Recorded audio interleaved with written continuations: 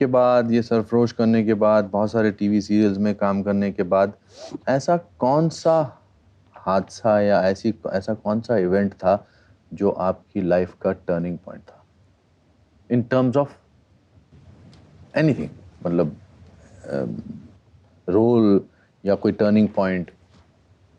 I think एक black Friday में मैंने एक बहुत छोटा सा रोल किया था, मतलब 3 सीन थे। आई थिंक 2005 में वो फिल्म बन रही थी। वो मैंने पास की थी एज ए सेंसर बोर्ड, हाँ, विदाउट एनी कट्स।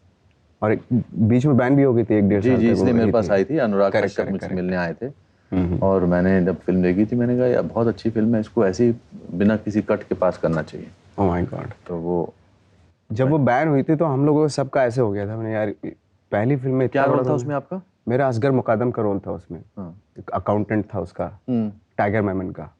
ओके। तो उसमें था कुछ अच्छा खासा रोल, 3-4 सीन थे उसमें, तो मुझे थोड़ी होप नज़र आ रही थी, लेकिन वो बैन हो गई फिर। ओके। और फिर 5 में और 6 में आई थिंक 2005 में 2005 में वो रिलीज़ हुई थी। लेकिन तब तक लोगों ने बहुत सारे उस पर डीवीडी पे देख ली थी, पायरेटेड फिल्म देख ली थी। मतलब कुछ होते होते फिर रह गया। ऐसा ऐसा बहुत बार हो रहा था, मतलब रिजेक्शन हर जगह से हो रहा था। मतलब रियल लाइफ में भी रिजेक्शन होता था। लाइक फॉर एग्जांपल, जैसे गैस है घर में, तो गैस लेने के लिए जा रहा हूँ, तो उसको लेने के लिए भी 1-1 महीना लग जाता था। पासपोर्ट बनवाने की कर रहा हूँ तो बना ही नहीं पासपोर्ट। तो हर चीज़ में कहीं ना कहीं रिजेक्शन हो रहा था। बहुत बहुत ज़्यादा स्ट्रगल करना पड़ा था। इवन चाहे लड़की को लेके भी, किसी लड़की से दोस्ती करना चाहता हूँ, सिर्फ दोस्ती करना चाहता हूँ, तो वो भी रिजेक्ट कर रही है। तो हर जगह से ऐसा हो गया है कि ये मैं रिजेक्टेड हूँ। मेरी माल है। डेस्टिनी है ये। हाँ, ओ, मैंने ये मान लिया था कि मेरी डेस्टिनी में कुछ होने वाला नहीं है, बिल्कुल भी कभी नहीं होगा। तो मैंने कंप्रोमाइज़ कर लिया था। अब दुखी होने से कोई फ़ायदा नहीं, मतलब ऐसे चलते रहो बस ऐसे ही। और फिर भी आप डटे रहे? फिर भी मैं डटा रहा, क्योंकि वो मजबूरी भी थी ना, वो वापस तो जा नहीं सकता था मैं। फिल्में मिली, फिल्मों की इवन यहाँ तक हुआ कि पिक्चर में बड़ा रोल मिल गया और उसकी शूटिंग कल होनी है, अचानक से फ़ोन आया कि आप नहीं कर रहे हो, कोई और कर रहा है, किसी और को ले लिया। तो ये हज़ारों बार ये हुआ। जिस फिल्म में मेन रोल किया है कुछ, वो रिलीज़ नहीं हुई, तो ये काफ़ी सालों तक चलता रहा। तो मैं ठीक है यार, अभी रोने धोने से कोई फ़ायदा नहीं होगा, जैसे चल रहा है चलने दो, ऐसा था।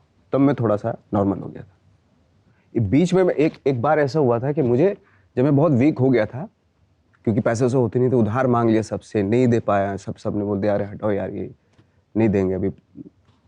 तो मैं बाहर घूमने लगा, सिर्फ पूरे दिन बाहर घूमता था मैं बॉम्बे की सड़कों पे।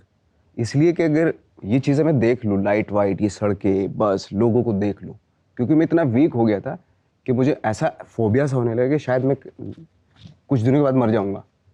तो इस तरह का फोबिया सा मुझे होने लगा था। तो आई थिंक वो 2 साल तक चला मेरे साथ।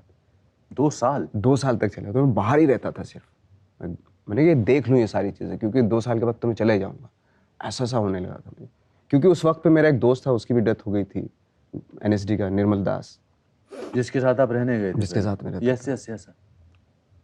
और 1-2 और थे। एक एमपी का एक लड़का था, मेरा जूनियर था 3 साल। वो बिल्कुल मेंटली बिल्कुल डिस्टर्ब हो गया था बंदा। तो मेरे आसपास जितने भी माहौल थे, जितने भी एक्टर्स थे, जो मेरे दोस्त थे, मेरे जूनियर थे, सीनियर थे, सबका ऐसे ही चल रहा था। किसी का कुछ हो रहा है, बट रहना इसलिए मजबूरी था क्योंकि यहीं, इसके अलावा कहीं जा ही नहीं सकते थे। वो ना राज कपूर का